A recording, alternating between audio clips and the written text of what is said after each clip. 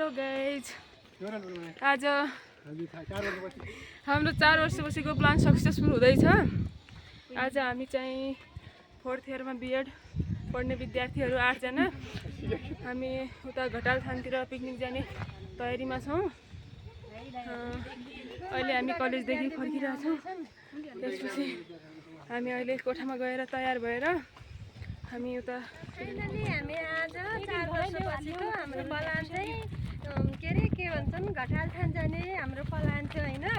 हामी आज हाम्रो प्लान चाहिँ फाइनली सक्सेसफुल भएर हामी यो बाटोमा हिँडिरहेछौँ।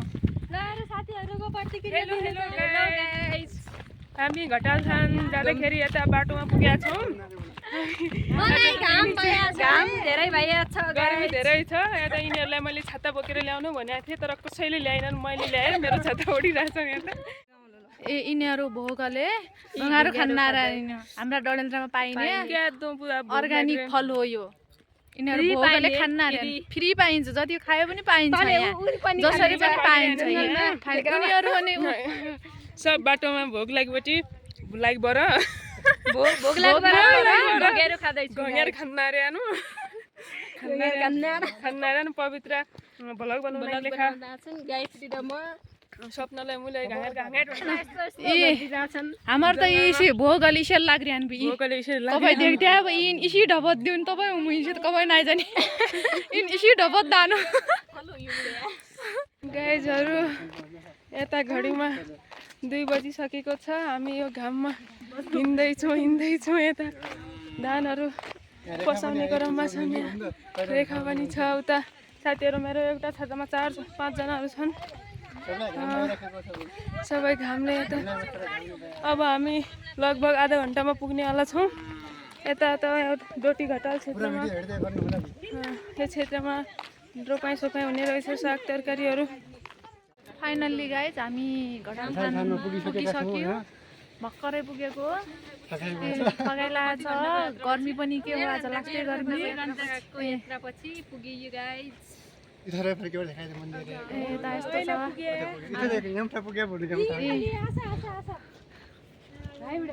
कोही आउनु भएको छैन भने जसरी पनि घुम्न आउनु होला। यहाँ एकदम राम्रो ठाउँ छ। हामी तिनीहरू खतरा कुरा पनि गरे, बाटाभरि कुरा गरे, आएको थाहा पनि भएन। मैले केटीहरूलाई धेरै कुरा सिकाइसकेको छु आज।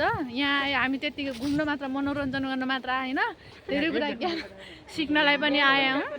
ज्ञान गुणका पनि तिमीहरूले सिक्यौ एकदम सिक्यो। सपना त पर्फेक्ट भयो, म त बढी सिक्यो।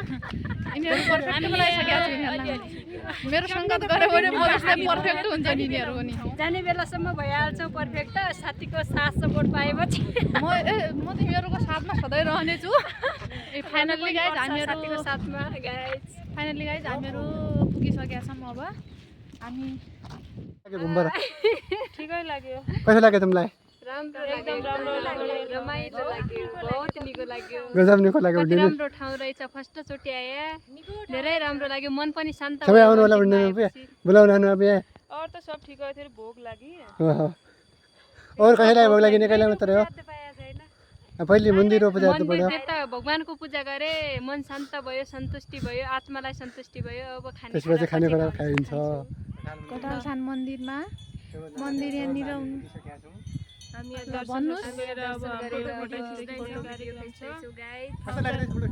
कस्तो लाग्यो तिमीहरूलाई? राम्रो लाग्यो, धेरै राम्रो आनन्द छ। अनि यहाँ गुरुजी पनि थिए, हामीले सबैले टिका सिका लगायौँ, धुपसुप बाल्यौँ। अब हाम्रो चाहिँ फोटो खिच्ने, रमाइलो गर्ने कार्यक्रमको चाहिँ सुरुवात। यहाँको वातावरण कम्ता रमाइलो छ।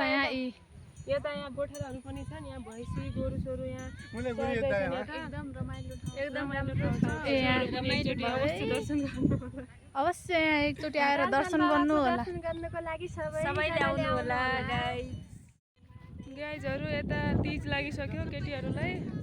तीजमा यहाँ नाच्दैछन्, टिकटक बनाउँदैछन्।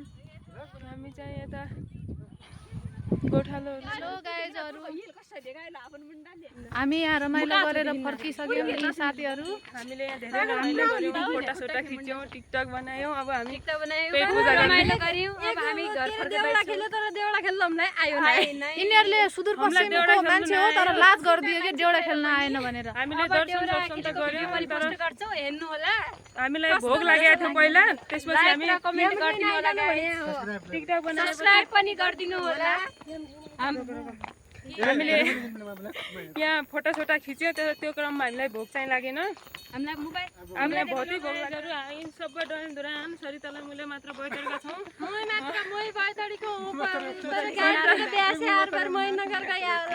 तर बैतडी घुम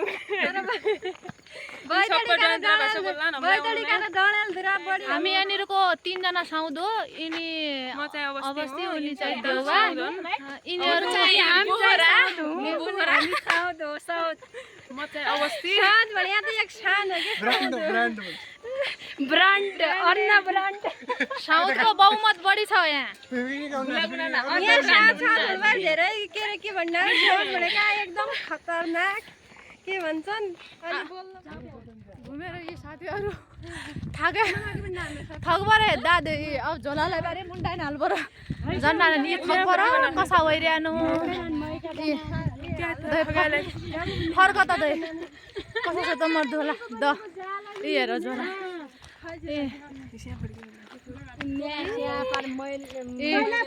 थकबर झोला बोक्ला नाखा दार्या खाना गिला 1 प्लेट चाउमिन खाइहाउ तिमी बेसरी सबभन्दा मेनु छ कि रेखा मात्रै हुन्छ हो लाग्यो अरू सब डिप्रेसन